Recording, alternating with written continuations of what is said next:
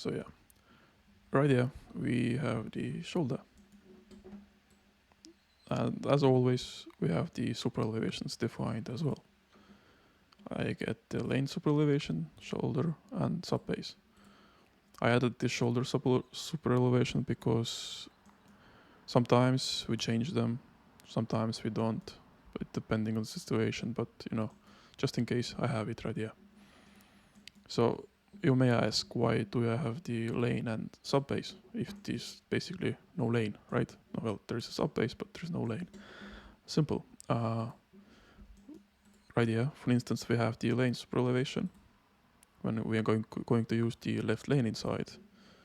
So we should do the same thing on the shoulder, left lane super elevation and the left lane inside. So basically, when this value right here changes, for instance, I might have to change the in the edit tab, but basically if the lane changes its super elevation, then all the layers above it will have the same slope. Basically have slope -2. All the paves above it, and for instance the base 1 and base 2 will have the same slopes. And these ones should follow the same rule, because all these layers right here are followed by the layer slope on the top of it. Right?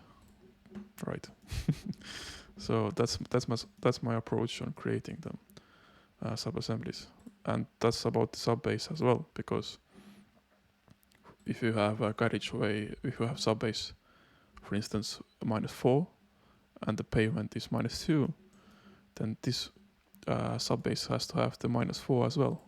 So you'll define the same column that you want to use on the carriageway. You should define them as well on the shoulder. So everything works like one piece. Yeah, that's how I make things. And yeah, same approach. I define the super elevations, and I start making the shoulder itself. Here I have the pave layers. Once again, I have a bunch of auxiliary points and auxiliary links to have a vision how I make things and keep following them. And here we have the first decision. The first decision is IG is valid, which means that the existing ground is valid. That's the question. Is it valid? Yes. If it's valid, then simple. Let's take a look. Where is it? Boom, boom. For some reason doesn't want to.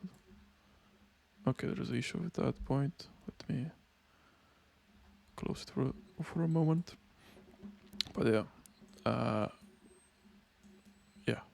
here we have the existing ground. It will just follow the existing ground. Simple as that.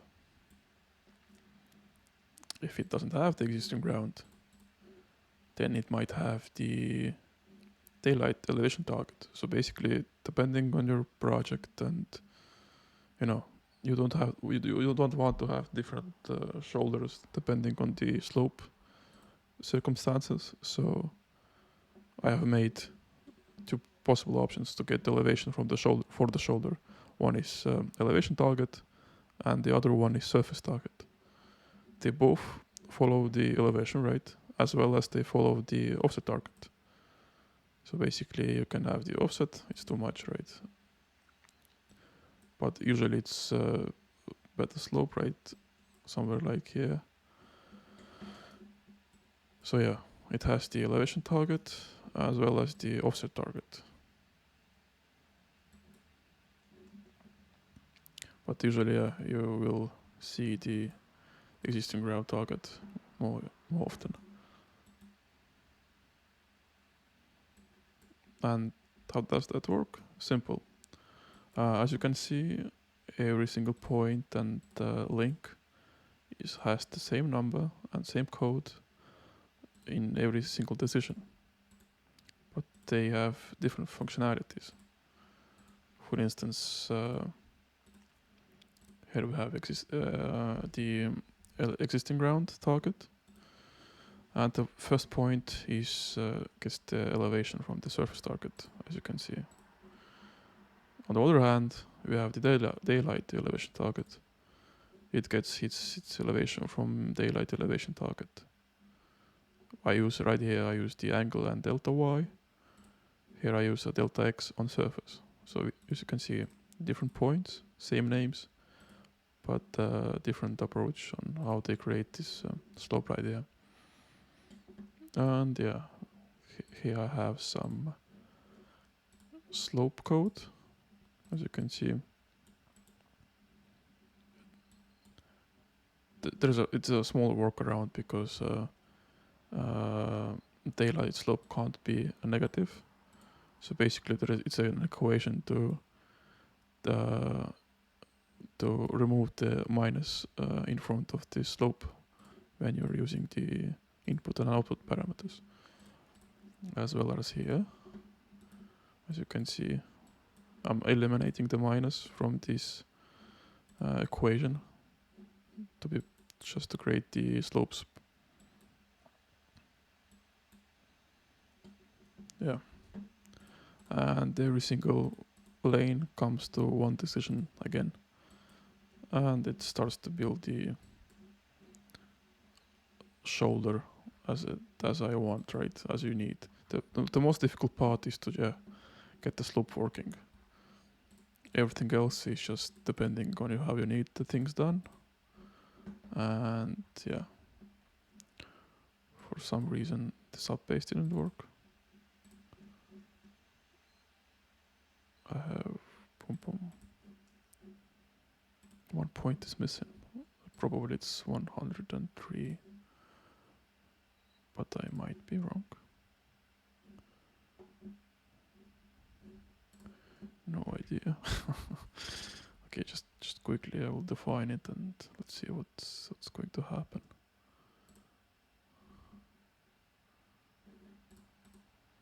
I guess, yeah, that works. So anyway, yeah, as you can see, I have this decision right here with some numbers. Basically all the decisions right here are depending if the existing ground is higher than the 0.2 right here, or it's lower. That's the reason, because we don't want to have minus in the equation. So that's the reason that you have to be careful with. Simple as that. It takes just time and practice, but by the end of the day, it's quite simple. But yeah, bunch of decisions that if one point is higher or not, and so on. And then by the end of that, we have some other decisions such as if you have ditch. If you have ditch, for example, I click yes. Okay, what it does. Okay. I have this Nova right here as well. The point of that is, if I'm not mistaken, it should work with when the daylight elevation target is valid. Yeah, well, it can be just static as well. But the point of that it removes the growing material shape, so you can later on use another assembly to create all the ditch and everything you need is in this region right here. Well, that was my idea, but yeah, as you can see, bunch of decisions. It's quite laggy, and yeah, my advice when you're creating custom sub-assemblies that is the Piketty file size should be less than 80 kilobytes. If it's more, it's going to get pretty laggy. If it's more than 100, then there's a quite it's going to have some fatal errors and it's going to freeze, and just in case, keep it below the 80 kilobytes. It doesn't matter how powerful your computer is, it just Subassembly Composer can't handle it. So yeah, keep that in mind. As you can see, my shoulder is 55 kilobytes and it's quite laggy. Yeah. So yeah, bunch of decisions again. All the information right here. Just let me know if you would like to have the examples, so you can check them out by yourselves. Yeah, but anyway, one good point is that some of the delta x's and y's should be, if they can't be 0, they should be like 0.001. The reason is that Civil 3D can't handle the 0 values, so there has to be any value. So yeah, when you're creating the 0 layers, for example, if I have the base 1 or base 2, if the user is going to type 0, then yeah, it seems like it's disappeared, right? But it has the 0.001 value in it. You can't see it, but we have it. The subassembly has it. So you should keep that in mind when you are creating custom subassemblies. The reason behind that is when there's a 0 value in any layer, you're probably going to have some crooked shape files if you need them, or the XML files later on. So yeah, to avoid that, just put some small values in the definition. And yeah, here I have some other possible yes or no condition. For example, I have this stabilizer layer. Basically, depending on the construction of the carriageway, I have this option of creating the base 1 plus stabilizing layer. You can see 2 different layers. And if the decision is no, it's going to create one layer right here. Simple as that. One layer. And as you can see, all the numbers and links have the same numbers on both sides of the decision. Even though they have 2 different flowcharts, the numbers inside are same. The reason behind that is that you want to keep constructing the other layers above it, so all the base information to create this base 2 or base 1, it has to get all the information from the layers above. So just to avoid copying same values and same values on different points, you should just keep in mind that you can have same points, same links on both sides of the decision. Otherwise, you should have copied all these sections right here and put above the base 1 and stabilizing layer and below the base 1. So, and after that, the file would be more than 100 kilobytes and probably couldn't work in this file. So keep that in mind. Keep things simple. And yeah, subbase, nothing special as well. Bunch of decisions depending on the slope and what my intentions are with the subbase and filling materials.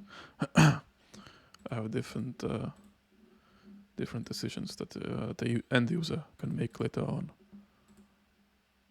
Yeah, as you can see, there's a quite long condition. If all the conditions are met, something happens, right? If not, then I have another decision. If this one is not met as well, then you can see there's nothing is made then. Yeah. And yeah, that's the shoulder. Most complicated thing, but